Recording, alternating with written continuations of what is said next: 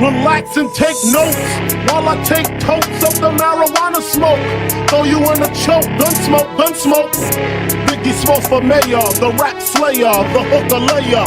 Motherfucker, say your prayers. Hail Mary, full of grace. Smack the bitch in the face, take her Gucci bag and a North Face off her back. Jab her if she act funny with the money. Oh, you got me mistaken, honey. I don't wanna rape ya, I just want the paper, the visa, the pisha. I'm out like the vapors. Who's the one? A 295-pound inmate stepped directly into Rocky Balboa's path and crossed his arms. Nobody in cell block D moved a muscle. That was the moment everyone realized this prison would never be the same again. Rocky had been inside for 3 days. He wasn't looking for trouble, but trouble had just found him in front of every inmate on the block.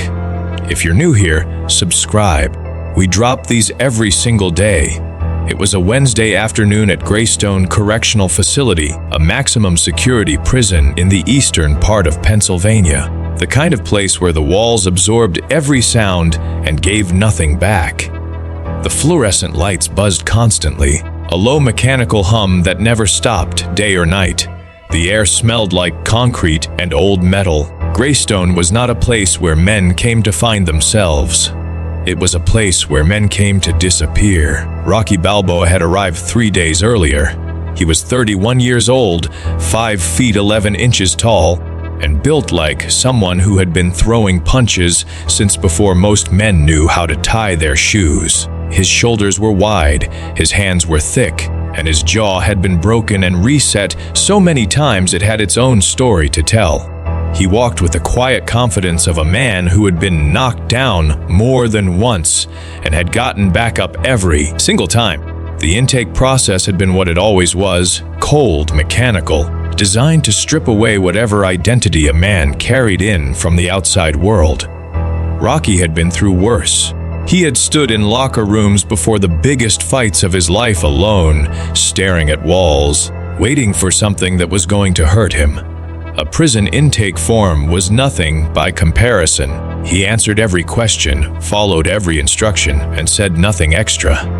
His assigned cell was in cell block D, on the second tier, near the far end of the corridor. His cellmate was a quiet man named Earl, who was doing 8 years for armed robbery and had no interest in conversation. That suited Rocky fine. He had not come to Graystone to make friends.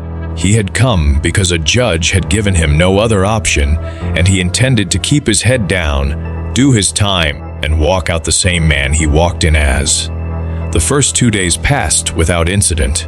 Rocky learned the schedule. Breakfast at 6 in the morning, yard time at 10, lunch at noon, afternoon recreation at 2, dinner at 5, lights out at 10 at night.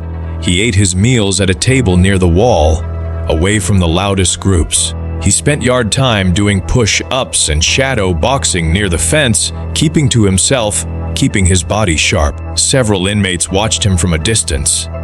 Nobody approached him. On the third day, that changed. It was just after lunch. Rocky was walking back to cell block D through the main corridor, a long, straight stretch of concrete flanked on both sides by cell doors. The corridor was busy at that hour, inmates moving in both directions, guards stationed at either end. It was the kind of place where eye contact meant something, and the wrong look at the wrong time could ignite something that nobody wanted. Rocky was halfway down the corridor when he saw him. The man was standing directly in the center of the hallway, arms crossed over his chest, feet planted wide. He was enormous. Not just tall, though he was that, standing at least 6 feet 4 inches, but massive in every direction. His shoulders filled the corridor. His arms were the size of most men's legs. He had a shaved head, a jaw like a cinder block, and eyes that had clearly watched a lot of men back down. His name, Rocky would learn later, was Marcus Cole. He had been at Graystone for 6 years, and in that time he had built a reputation that kept most men from ever looking directly at him. Marcus was not standing in the middle of that corridor by accident. Rocky slowed his pace but did not stop. He looked at Marcus the way he looked at every opponent before a fight. Calm, steady, reading the situation without reacting to it. The other inmates in the corridor had already noticed. Movement slowed, conversations dropped. Every eye in that hallway shifted toward the two men. Rocky stopped about 4 feet from Marcus and waited. Marcus looked down at him without saying anything for a long moment. The silence was deliberate. It was the kind of silence designed to make a man uncomfortable, to plant seeds of doubt, to remind him that he was new here and that newness carried a price. Then Marcus spoke. "You are in my corridor," he said. His voice was low and even, the kind of voice that did not need volume to carry weight. "Everything in this block runs through me. You want to walk this corridor, you talk to me first." Rocky looked at him without blinking. He had heard versions of this speech before. Not in prison, but in gyms, in locker rooms, in the streets of Philadelphia, where he had grown up. Men who needed to announce their power were men who were afraid of what happened when someone did not respond to it. "I am just walking back to my cell," Rocky said. Marcus tilted his head slightly. "That is not how it works in here." Rocky glanced down the corridor, then back at Marcus. Then he said, "I think you should step aside." The corridor went completely silent. Nobody said that to Marcus Cole, not in 6 years, not once. The inmates closest to the two men took small steps backward. 2 guards at the far end of the corridor had noticed the gathering tension and were watching carefully, hands near their radios but not yet moving. Marcus uncrossed his arms slowly. His jaw tightened. He had been in this position many times before, and it had always ended the same way. He stepped forward, closing the distance between them to about 2 feet. At that range, the size difference was impossible to ignore. Marcus had at least 60 pounds on Rocky and nearly 5 inches of height. "You got a lot of nerve," Marcus said quietly. Rocky did not move. He did not step back. He did not look away. He stood exactly where he was and kept his eyes level with Marcus's chest, which was the highest point he could reach without tilting his head. His hands were loose at his sides. "I am not here to take anything from you," Rocky said. "I am not here to challenge you or disrespect what you have built. I am just a man trying to get from one end of a hallway to the other. That is all this is." Marcus stared at him for a long moment. Then he shoved him, both hands hard against Rocky's shoulders. Rocky absorbed the shove without going backward. His feet did not move. He steadied himself and looked back up at Marcus with an expression that had shifted in a way that was difficult to describe but impossible to misread. It was not anger. It was not fear. It was something quieter than either of those things, and that made it more dangerous. "Last chance," Rocky said. Marcus swung. It was a right hand, wide and heavy, the kind of punch that had ended situations for Marcus before. It came fast for a man his size. Rocky slipped it. His head moved 3 inches to the left, and the punch missed completely. Then his right hand came back the other way, a short, compact hook that landed on the left side of Marcus's jaw with a sound like a door slamming shut. Marcus's head snapped sideways. His knees buckled.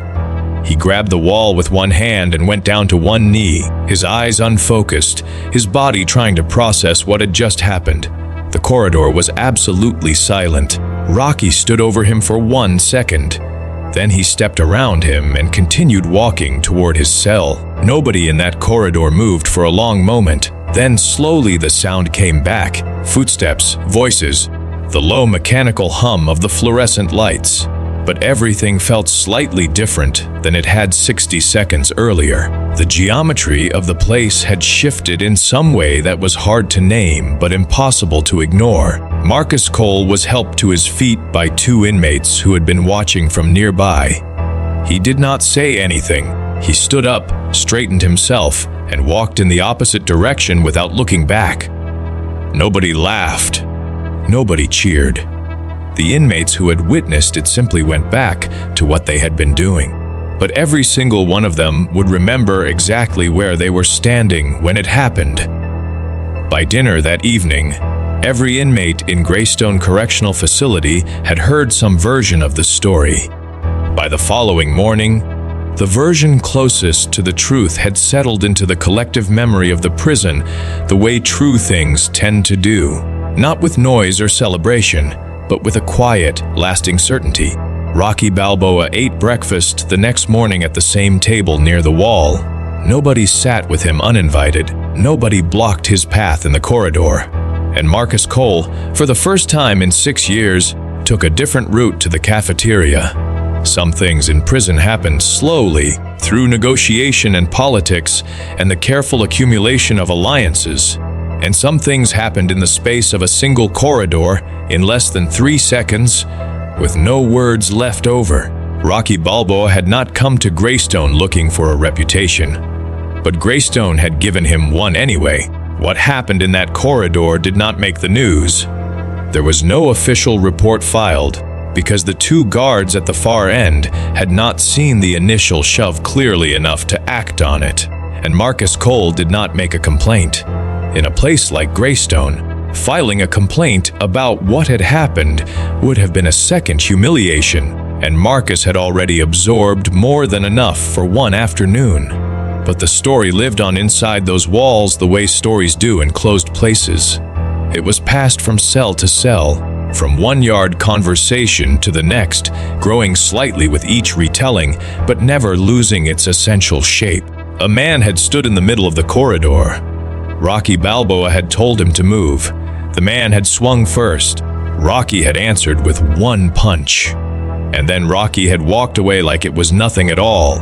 In the weeks that followed, something in Graystone shifted. Not dramatically, not all at once.